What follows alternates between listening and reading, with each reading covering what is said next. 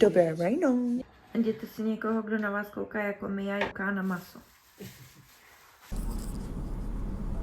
Dobré ráno, Betty. Zdravím vás opět z vlaku. Dneska jedeme zase do Prahy. Jedu tam na takovej interview / dohodu. Stativ a neb můj telefon opřený o kafe. Já už jsem nahrála 2 videa pro vás, je pondělí, takže takový to klasický moje motivační, kde vám říkám, že jste hvězdy a queenky a divy, což vy jste a vy to moc dobře víte. Já tyhle videa točím hlavně, protože já sama je jako hrozně chci slyšet a chci se ujistit v tom, že všechno, co chci tenhle týden zvládnu a že všechno bude dobrý, takže stejně jak to může pomáhat vám, tak to pomáhá i mně a v tom si myslím, že je hrozně velká síla těch videí.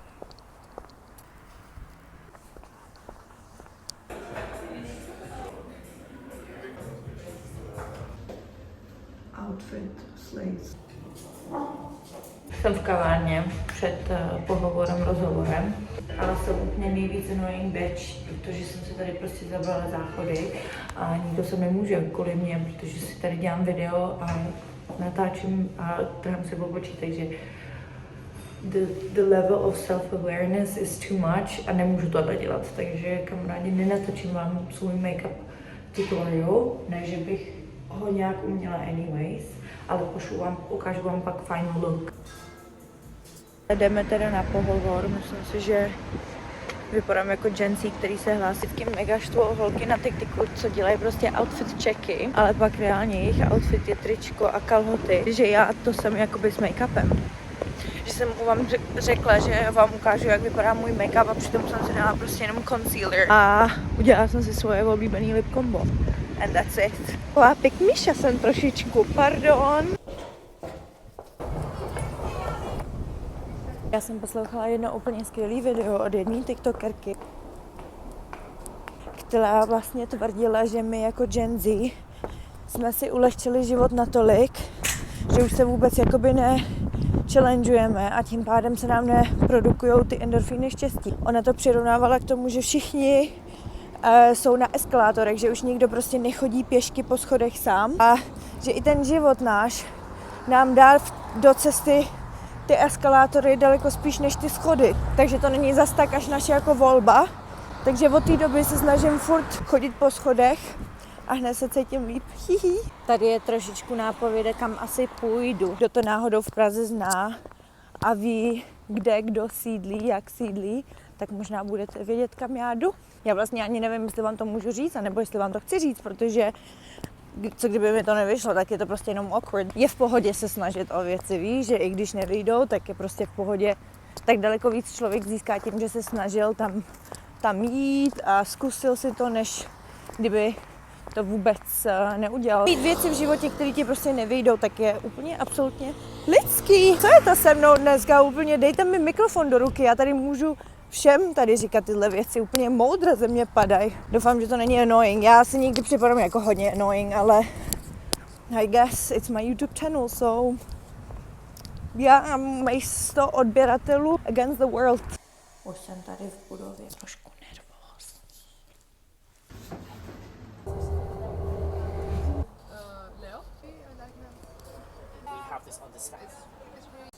Sedím venku na Letný, rozhodla jsem si, že si dnešek udělám hezký, že se odměním kavárnou. Byla jsem teda v Czech News Center, byla jsem v HeyFOMO, budu pro ně psát články, chtěla bych svýma článkama a celkově veškerou svoji prezenci na sociálních sítích a online ukazovat, že sport je pro úplně všechny, pro holky, pro kluky, pro dolls, divas, baddies, pro úplně všechny, že často se zapomíná, že sport netvoří jenom ty úplně největší hvězdy, ale i ty jedinci, co prostě chodí na ty tréninky a pomáhají těm hvězdám jako se stávat lepšími a že it takes a village a že okolo sportu je komunita a kultura, kterou bychom měli vnímat a která stojí za to podporovat. A taky, že sport je hodně politický a že je tam nekonečné množství různých jako topiků a případů, o kterých bychom se měli bavit a který je worth sledovat. Moc se těším. je mega hustý, že prostě moji bossové jsou lidi v mém věku, moc tomu fandím, je mi to hodně sympatický, budeme mít určitě podobný či stejný náhled na práci, na to, jak komunikovat informace s publikem, jaký informace komunikovat, takže cítím se jako, že jsem na správném místě a to je pro mě hrozně v životě důležitý, takže se na tu spolupráci moc těším, určitě ji s váma budu víc komunikovat a diskutovat. Kamarádi, já nevím, jestli jsem to už někde říkala, ale budu se teda stěhovat do Prahy, hledám bydlení, jestli o něčem víte, tak si tady udělám jako realitní okýnko, byla bych moc ráda, kdybyste mi pomohli něco najít nebo dali rady a tipy, kde koukat, kde hledat. A taky se na to moc těším, přijde mi Praha hrozně hezká, což oproti Anglii a Berlínu, kde jsem žila předtím, je jako hodně velký rozdíl, jo? Že já se hlavně těším na to, že já se budu prostě procházet a budu vidět tu krásu okolo, jo.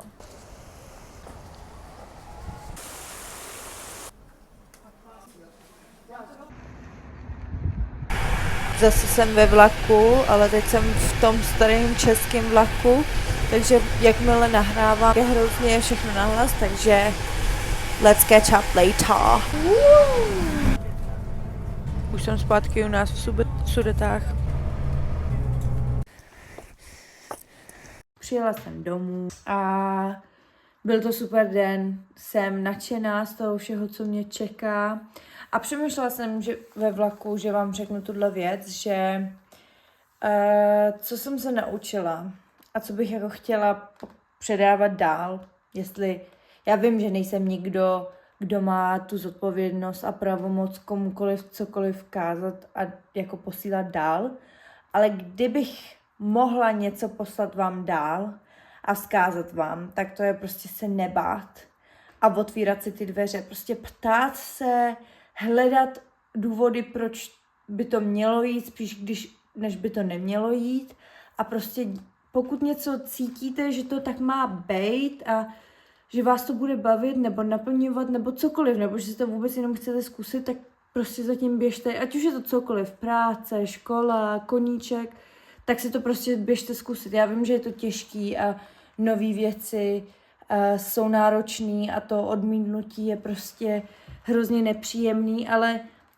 jako ta pravda je, že lidi vás budou odmítat ve svém životě. Tak to prostě je. Jako dřív nebo později se vám nějaký nedostaví a čím dřív si na to jako zvyknete, tím dřív se budete moc posouvat a jako odrážet od toho, protože víte, jako nejtěžší nebo nejhorší je, když se člověk prostě jako namotá na nějakou myšlenku, něčím se nadchne a jako tak si jako nechává v té hlavě, ale jako neskouší ji vlastně zrealizovat a furt s ní tak jako v té hlavě tak nějak podvědomě počítá a pak vlastně zjistí, že ta myšlenka vůbec jako není pro něj, protože buď se na to nehodí, nebo by ho to nebavilo, nebo spoustu různých důvodů a pak se vlastně takhle ten člověk zasekne úplně zbytečně a je to vlastně ztráta času. I když asi nic není ztráta času, ale čím dřív se na to člověk navykne, tím myslím, že líp. Zkoušejte věci, berries moje,